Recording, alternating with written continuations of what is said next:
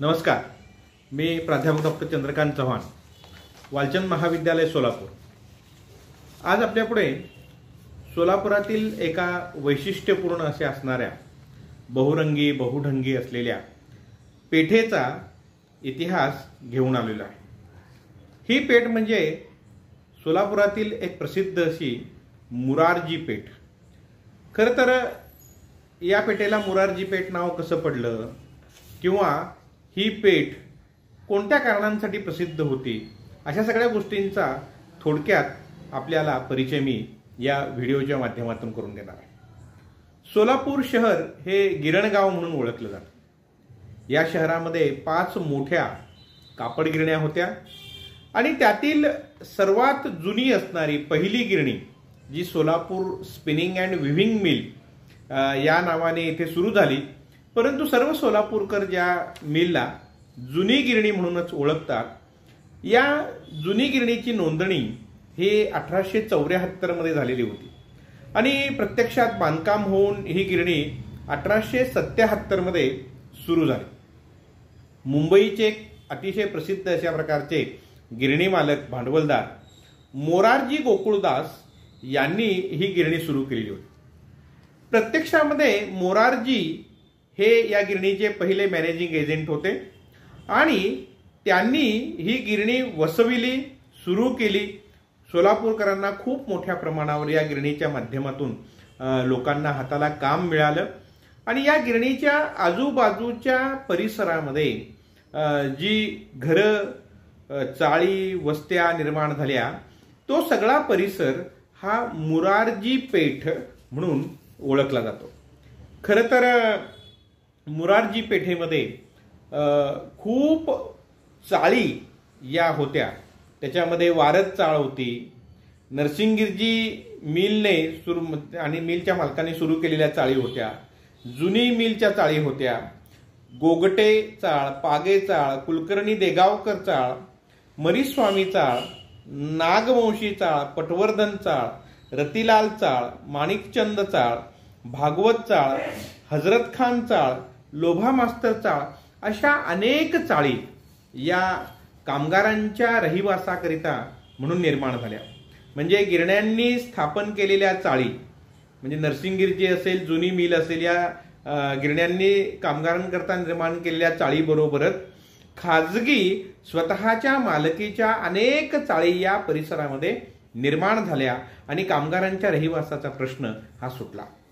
खरं तर मुरारजी पेठ म्हणून ओळखली जाणारी ही जी काही पेठ आहे, ही पेठ सोलापूर, जे जुनं सोलापूर आहे, मुख्य सोलापूर आहे, या सोलापूरच्या बाहेर असणारं अशा प्रकारचं हे ठिकाण होतं आणि याच पेठेने सोलापूरला गिरणगाव ही ओळख दिलेली आपल्याला पाहायला मिळते। मुरारजी पेठेचा परिसर म्हणजे भैया चौकापासून रामलाल चौकापर्यंत, रामलाल चौकापासून मेकॅनिकी चौकापर्यंत, नवी बेस, हा सगळा जो परिसर आहे, हा परिसर हा मुरारजी पेठ म्हणून ओळखला जातो।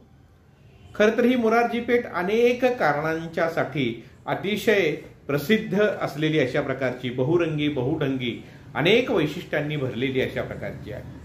येथे असलेल्या गोगटे चाळीमध्ये सोलापुरातील सर्वात जुनी आणि अतिशय प्रसिद्ध असणारी अशा प्रकारची जी काही शाळा आहे, जी हरिभाई देवकरण या नावाने ओळखली जाते, तर या हरिभाई देवकरण शाळेची सुरुवात प्रारंभीच्या काळामध्ये या गोगटे चाळीमध्ये झालेली होती।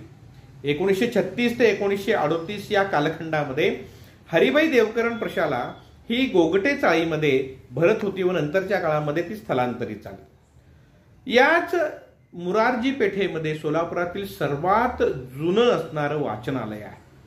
खरं तर 150 वर्षाहून अधिक काळ या वाचनालयाला लोटला आणि सोलापूरकरांची वाचनाची जी काही भूक आहे, ही वाचनाची भूक या वाचनालयाने भागविलेली आहे। सुरुवातीला नेटिव्ह जनरल लायब्ररी म्हणून सुरू झालेलं हे वाचनालय नंतरच्या काळामध्ये सोलापुरातील एक अतिशय दानशूर अशा प्रकारचं व्यक्तिमत्व जे होऊन गेलं, हिराचंद नेमचंद, या शेठ हिराचंद नेमचंदांनी दिलेल्या उदार दानामुळे, आश्रयामुळे या वाचनालयाची इमारत उभी राहिली आणि म्हणून हे वाचनालय हे त्यांच्या नावे पुढे ओळखलं जाऊ लागलं आणि सोलापुरातील अतिशय प्रसिद्ध असणाऱ्या किंबहुना सोलापूरच्या सांस्कृतिक एकूणच वाटचालीचा चळवळीचा एक महत्वपूर्ण अशा प्रकारचं केंद्रस्थान असलेलं हिराचंद नेमचंद वाचनालय हे देखील याच मुरारजी पेठेमध्ये असलेलं आपल्याला पाहायला मिळेल। याच मुरारजी पेठेमध्ये मेकॅनिकी चौक, आता खरं तर मेकॅनिकी चौक आणि तिथेच निर्माण झालेलं मेकॅनिकी थिएटर याच्याविषयी मी पुढे बोलणार आहे। तर सोलापूरमध्ये होऊन गेलेले मेकॅनिकी नावाचे एक जिल्हाधिकारी होते आणि त्यांच्या नावे हा जो काही चौक आहे या चौकाला त्यांचं नाव हे दिलं गेलेलं आपल्याला पाहायला मिळतं। सोलापूरमध्ये सार्वजनिक स्वरूपामध्ये नवरात्रोत्सव जो सुरू झाला, हा नवरात्रोत्सव हा मेकॅनिकी चौकामध्ये असणाऱ्या आझाद हिंद नवरात्र मंडळाने सुरू केलेला आहे आणि या आझाद हिंद नवरात्रोत्सव मंडळाने नवरात्रोत्सवाची सुरुवात सार्वजनिक स्वरूपामध्ये सोलापूरमध्ये केली, तीही मुरारजी पेठेतून झालेली आपल्याला पाहायला मिळते। मुरारजी पेठेतील मेकॅनिकी चौक हा जो आहे, हा मेकॅनिकी चौक अनेक कारणासाठी प्रसिद्ध आहे। त्याच्या आज आपण तिथे गेलात तर आपल्याला देशभक्त तुळशीदास जाधवांचा पुतळा तिथे उभारलेला पाहायला मिळतो। आता देशभक्त तुळशीदास जाधवांचा पुतळा तिथे का उभा केला गेलेला आहे, तर मार्शल लॉ, ज्या मार्शल लॉमुळे सोलापूर शहर हे जागतिक पटलावर आलं, अशा या मार्शल लॉच्या कायदा इथे लागू केला गेल्यानंतर मार्शल लॉच्या काळामध्ये तुळशीदास जाधव जे गिरणीमध्ये कामाला होते ते सकाळी उठून गिरणीमध्ये कामाला निघालेले असताना इथे असणाऱ्या ब्रिटिश सोल्जरांनी इथे कामावर जाणाऱ्या सगळ्या लोकांच्या डोक्यावरची गांधी टोपी जी आहे ती आपल्याजवळ असलेल्या काठीला हुक मानलेला आहे त्या हुकने उडवत होते आणि तुळशीदास जाधवांना त्यांनी सांगितलं की तुमच्या डोक्यावरची गांधी टोपी काढा। तुळशीदास जाधवांनी गांधी टोपी काढण्यास नकार दिला, तेव्हा ब्रिटिश सोल्जरांनी छातीवर बंदूक ताणलेली असताना देखील तुळशीदास जाधवांनी गांधी टोपी काढली नाही।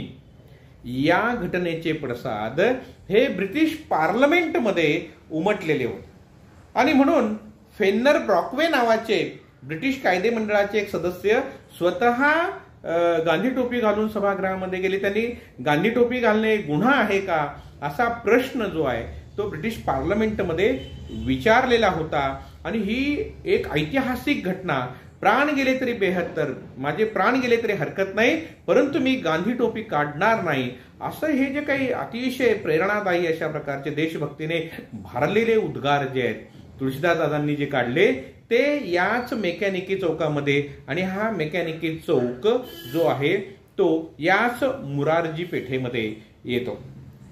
त्याबरोबरच मेकॅनिकी चौकाच्या समोरचा जो भाग आहे तो समोरचा भाग म्हणजे चित्रपटगृहांचा एक सलग आपल्याला तिथे मांदियाळी आढळून येते, म्हणजे आशा, मीना, त्याचबरोबर चित्रमंदिर, कला मंदिर, छाया मंदिर, उमा मंदिर, शारदा, कल्पना, प्रभात अशी सगळी चित्रपटगृह जी आहेत ही चित्रपटगृह याच मुरारजी पेठेत होती।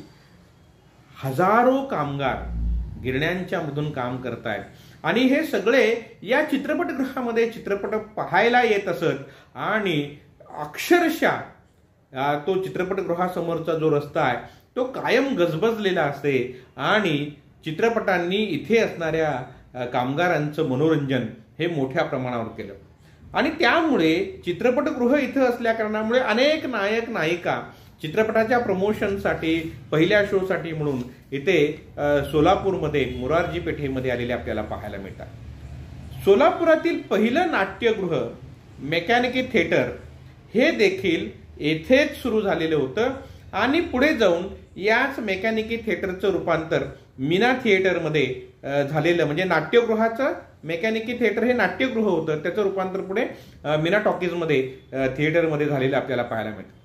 सोलापुरातील शेठ हिराचंद गांधी यांनी हे थिएटर सुरू केलेलं होतं। हिराचंद गांधी यांनी आपल्या पत्नीच्या नावे जमना हे चित्रपटगृह सोलापूरमध्ये सुरू केलेलं होतं, जे पुढे जाऊन प्रभात या नावाने ओळखलं गेलं। आशा चित्रपटगृह, पूर्णिमा चित्रपटगृह, आता हे पूर्णिमा चित्रपटगृह नंतरच्या कालखंडामध्ये कल्पना टॉकीज या नावाने ओळखलं गेलं. तर अशी 4 चित्रपटगृह जवळपास इथे त्यांनी सुरू केलेली होती आणि अशा पद्धतीने सोलापूरकरांचं मनोरंजन घडवून आणण्यामध्ये भागवतांचा जसा मोठा वाटा आहे, म्हणजे त्या काळामध्ये मल्टिप्लेक्स सोलापूर सारख्या शहरामध्ये पहिलं भारतातील जे भागवतांनी सुरू केलं भागवत थिएटरच्या माध्यमातून, त्याच पद्धतीने 4 चित्रपटगृह ही जी आहेत ती शेठ हिराचंद गांधी यांनी सोलापूरमध्ये सुरू केलेली होती. आणि अशा माध्यमातून कामगारांचं मनोरंजन करणारी ही पेठ, मुरारजी पेठ असलेली आपल्याला पाहायला मिळते. अनेक नाट्यगृह, चित्रपटगृह असल्या कारणामुळे अनेक नट नट्यांचा राबता खूप मोठ्या प्रमाणावर सोलापूरमध्ये असायचा आणि मग त्यांच्या राहण्याची व्यवस्था कुठे व्हावी हा एक मोठा प्रश्न असायचा. त्यामुळे सोलापूरमध्ये विजयकुमार शहा यांनी 1955 मध्ये अजंठा लॉज हे सुरू केलेलं होतं. आता या अजंठा लॉजचा जर आपण भाग बघितला तर तिथे अनेक मोठमोठे कलाकार हे राहण्यासाठी आलेले आपल्याला पाहायला मिळतात.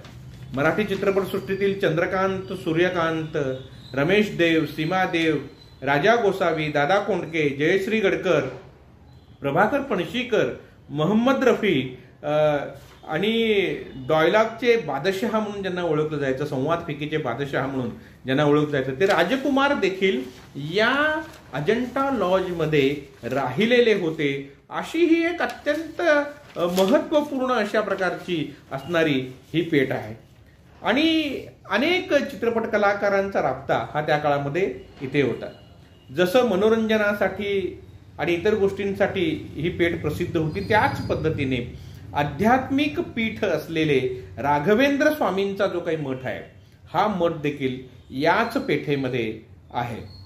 याबरोबरच मुरारजी पेठेमध्ये सेवा सदन प्रशालेसारखी प्रशाला, ज्या प्रशालेने सोलापूरमध्ये मुलींच्या शिक्षणामध्ये अत्यंत महत्वपूर्ण अशा प्रकारचं योगदान दिलं, अशी सेवा सदन प्रशाला, त्याबरोबरच संभाजीराव शिंदे प्रशालेसारखी प्रशाला, ज्या प्रशालेने कामगारांच्या मुलांना शिक्षित करण्यामध्ये अत्यंत मोठं योगदान दिलेलं आहे. तसंच छत्रपती शिवाजी प्रशाला, या प्रशालेने देखील खूप मोठं योगदान कामगारांच्या मुलांना शिक्षित करण्यामध्ये दिलेलं आहे. याच प्रशालेच्या प्रशासनाकडून चालविलं जाणारं छत्रपती शिवाजी रात्र महाविद्यालय, दिवसभर काम करणाऱ्या कर्मचाऱ्यांना, कामगारांना शिक्षणामध्ये खंड पडू नये, त्यांना पुढे शिक्षण घेता यावं यासाठी म्हणून छत्रपती शिवाजी रात्र प्रशाला जी आहे ही इथे सुरू करण्यात आलेली, मराठा समाज सेवा मंडळाच्या मार्फत सुरू करण्यात आली, ती देखील याच पेठेमध्ये आहे. आणि म्हणून ही पेठ एक अत्यंत बहुरंगी अशा प्रकारची कामगारांची वस्ती असणारी, मनोरंजनाचं केंद्र असणारी आणि त्याबरोबरच हिराचंद नेमचंद वाचनालयासारखं बौद्धिक आणि सांस्कृतिक केंद्र असणारं, तिथे अनेक व्याख्यानं, अनेक महाराष्ट्रभरातील मोठमोठ्या वक्त्यांची व्याख्यानं तिथे झाली आहे. आणि बौद्धिक भूक जी आहे, वैचारिक भूक जी आहे सोलापूरकरांची, या पेठेने हिराचंद नेमचंद वाचनालयाने भागविलेली आपल्याला पाहायला मिळते.